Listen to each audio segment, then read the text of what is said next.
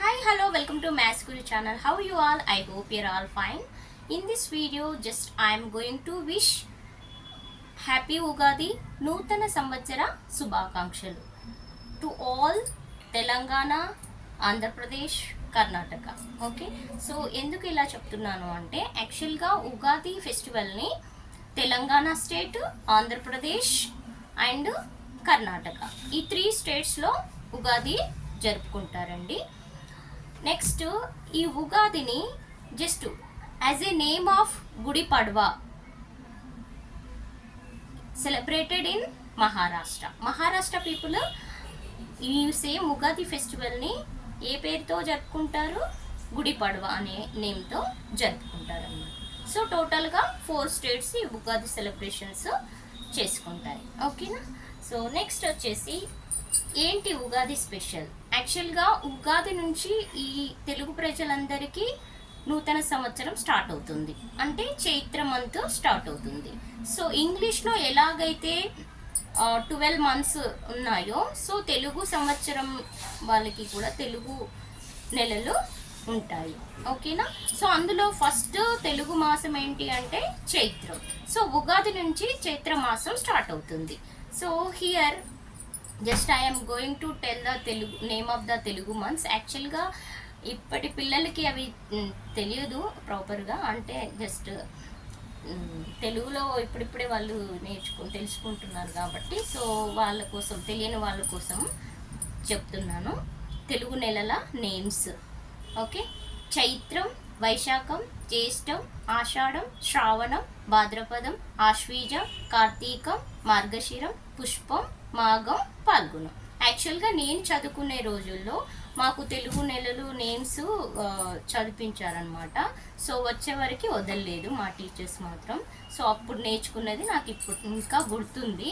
So నేను కరెక్ట్గా చెప్తానా లేదో అనుకున్నా, కానీ బాగానే చెప్పాను అనుకుంటున్నాను. సో ఇవండి తెలుగు నెలల నేమ్స్ అన్నమాట. సో ఉగాది స్పెషల్ ఏంటి? యాక్చువల్గా అయితే ఉగాది రోజు మంచిగా కొత్త బట్టలు వేసుకుంటాము, మంచిగా రెడీ అవుతాము. నెక్స్ట్ హౌస్ని కూడా పూలతో, మామిడాకులతో మంచిగా డెకరేట్ చేస్తాము. మనం కూడా కొత్త బట్టలు వేసుకుంటాము. నెక్స్ట్ వచ్చేసి టెంపుల్కి వెళ్తాము, గాడ్ బ్లెస్సింగ్ తీసుకుంటాము.